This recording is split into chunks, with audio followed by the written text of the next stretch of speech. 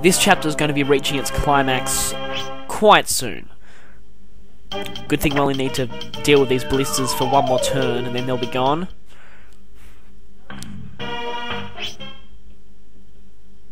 In fact, I can't remember another point in the game where you had to deal with this many ballistas at once. Although we will be seeing upgraded versions of ballistas a bit later. From my memory, there's iron ballistas, which basically have improved defense, and that's pretty much it. And killer ballistas, which are obviously the most dangerous, with their high critical hit chance.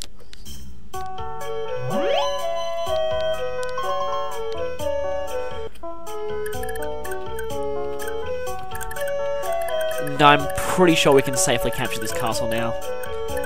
Just need to heal a few more people before the next major battle. And to get Lucky some more experience. If you remember last part, she's actually level 18 by now, so that elite ring really helps. And she's going to be level 20 by the end of the chapter.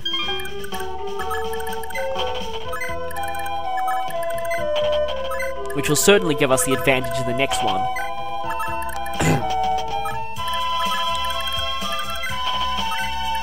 Because it'll give us a pretty powerful mounted character who can use everything.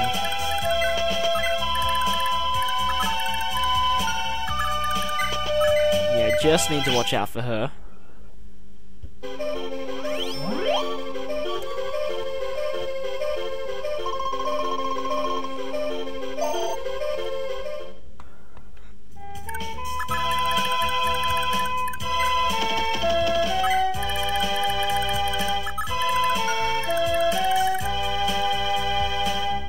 Another 4 turns before Azel will be able to fight again.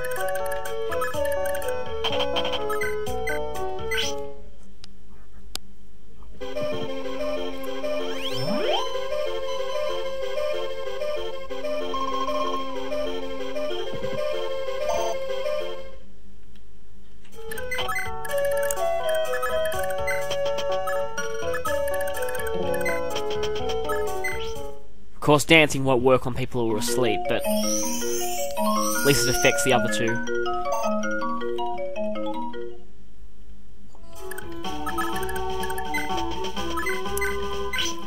Yeah, it's great to use Sylvia to dance for healers so they can heal multiple people each turn. It's only in major battles you'll want to get her to dance for your attackers, so you can potentially kill a very large number of enemies in one turn,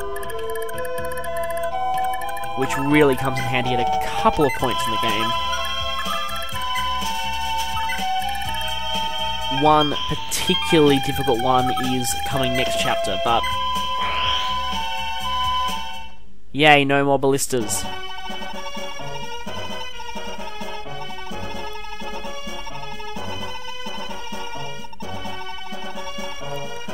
Yep, we're gonna have to attack the capital.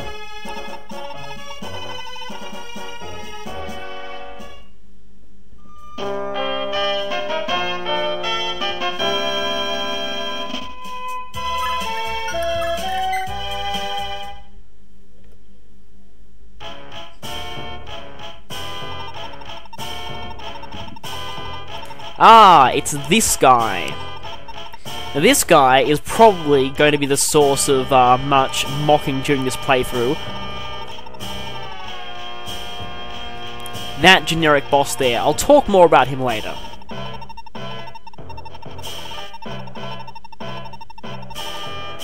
Typical generic villain, blaming everyone but himself.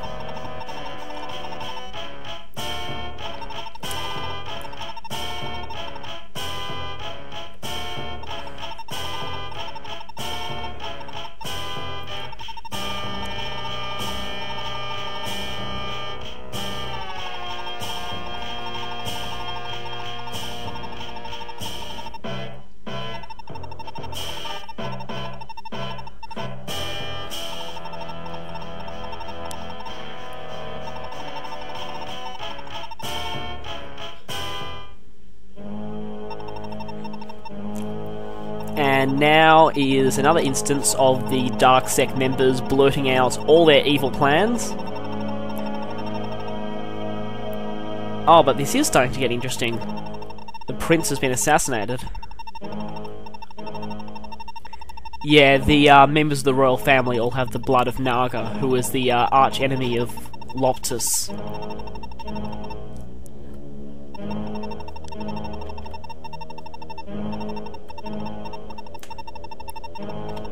Yeah, as you learned before, Alvis is Sigurd's son. And so Manfroy is basically blackmailing him, because if anyone found out he had Loptyr blood, yeah, he would be burned at the stake.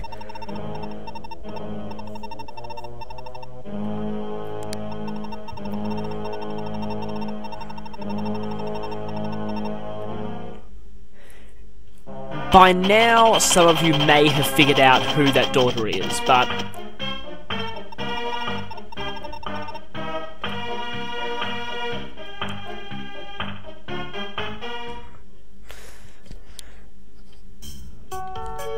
yeah, that's a lot of knights. This is getting set for a pretty epic battle for the end of the chapter. Huge number of enemy knights, even some healers. Now, this guy, the boss Zain, has a Knight Killer, which is effective against mounted characters. This is actually a lot more annoying than it looks, because your two best tanks at this point, Lex and Quan, are both mounted, so they both take massive damage from that weapon, which is not good. In fact, that thing's capable of actually taking out quite a few of your mounted characters in one hit, so you best be careful with characters like Sigurd, Quan, and Lex. Generally best to hold back a little bit and wait for them to come to you. And again, about that boss Zain. Now, I think the developers were a little bit lazy here in terms of generic boss portraits.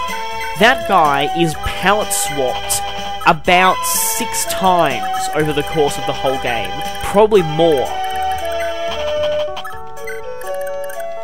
So you'll see him as a Duke Knight here.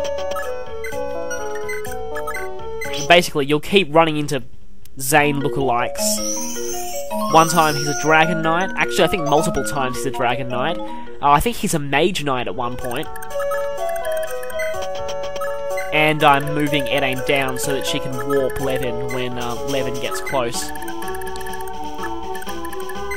Probably worth the use of a warp staff, because I need to get him into range of the action. And I'm going to cut a bit here. Yeah, I just had Fury fight in the arena. And now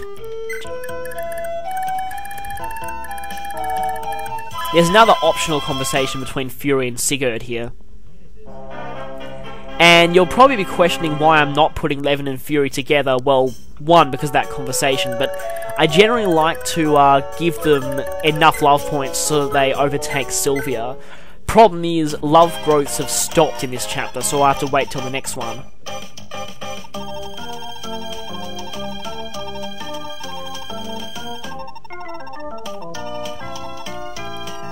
Yes, of course, Sigurd didn't know he was a prince either.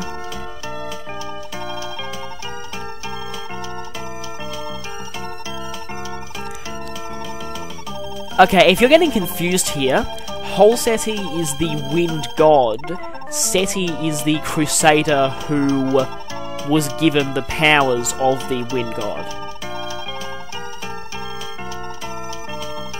So people will mention people being descendants of Seti and descendants of Holseti. They're both essentially the same thing. Yeah, just remember that if you get confused at all. Of course, we'll be meeting another Seti quite a bit later.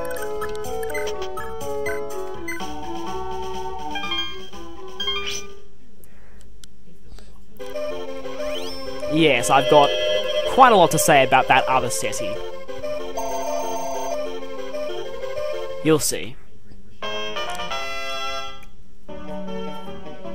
What? Oh, that's weird. Seems either her boyfriend passed on a bit of his failness to her or something. I don't know. She doesn't normally get fail level ups like that. Of course, don't want to put Levin too close to Sylvia. Make sure he goes away after a dance.